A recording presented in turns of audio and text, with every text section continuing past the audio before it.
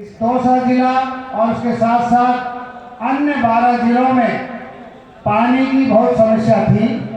किसानों को सिंचाई की समस्या है और लेकिन उससे भी गंभीर हमारे पूरे क्षेत्र के इन 13 जिलों के आम जनता को पीने के पानी की समस्या है।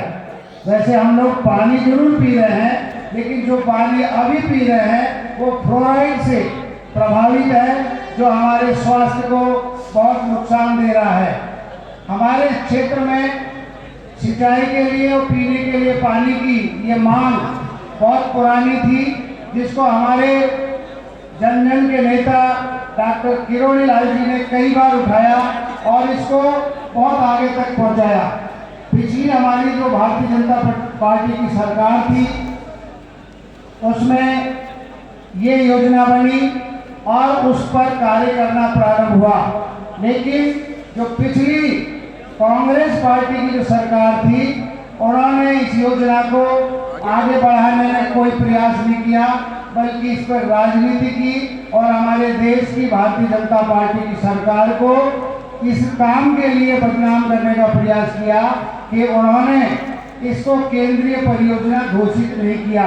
मित्रों, आपको मैं ये स्पष्ट करना चाहता हूँ कि ये योजना राजस्थान और मध्य प्रदेश दोनों से मिलकर योजना बननी थी और इसके लिए पहली बार हमारी नवनिर्वाचित जो सरकार है, जिनको माननीय भजनलाल जी नेतृत्व दे रहे हैं, उन्होंने प्रयास किया। मध्य प्रदेश से एमओयू यानी समझौता हुआ और हरियाणा से भी 3 जिलों में पानी आएगा, उसके लिए हरियाणा की सरकार से समझौता हुआ है। अब मैं आपको ये कह सकता हूँ कि हमारे यशस्वी मुख्यमंत्री जी ने इसमें पहल की है और उन्होंने इसका प्रारंभिक चरण का कार्य पूरा किया है। अब इसकी डीपीआर बनेगी तो आम जनता की आवश्यकता को पूरा करने के लिए इस डीपीआर में संशोधन हो रहा है और बहुत जल्दी ही इस कार्य को प्रारंभ किया जाएगा।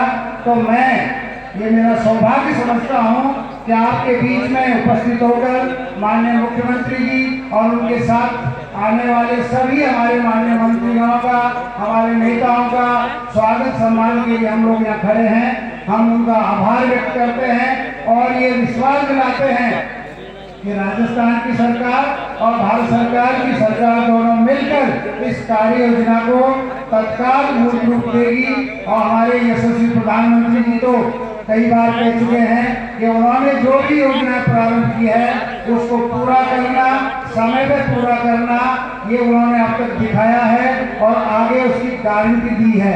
वो बार बार संबोधन में कहते हैं कि मोदी की गारंटी को पूरा करने की गारंटी है। इसलिए हमें इसमें अब किसी भी तरह का कोई संदेह नहीं है। तो इस पर विचार करते हुए आगामी लोकसभा में हमको भारतीय जनता पार्टी के समर्थन में पूरी तरह से लग जाना है और हमारे प्रदेश की सभी 25 सीटों पर भारतीय जनता पार्टी को विजय दिलाएंगे और हमारे माननीय प्रधानमंत्री जी को हम अगला 5 वर्ष का कार्यकाल देंगे। तो उनके नेतृत्व में ये ERCP भी पूरा होगी और बाकी जितने भी हमारी गरीबी उन्मूलन से कार्यक्रम जुड़े हुए हैं हमारे ग्रामीण क्षेत्रों में, चाहे वो स्वास्थ्य का हो, चाहे शौचालय का हो, चाहे वो किसी भी तरह का कार्यक्रम हो, उनका मुख्य उद्देश्य है कि जब सक्षम हम बना देंगे तो अपने आप गरीबी मिटेगी। मैंने एक जगह संबोधन सुना है, माननीय प्रधानमंत्री जी कह रहे थे कि गरीबी मिटाने के लिए सरकार ने बहुत प्रयास पहले किए होंगे, लेकिन ये प्रयास तब पूरा सफल होगा जब आम आदमी की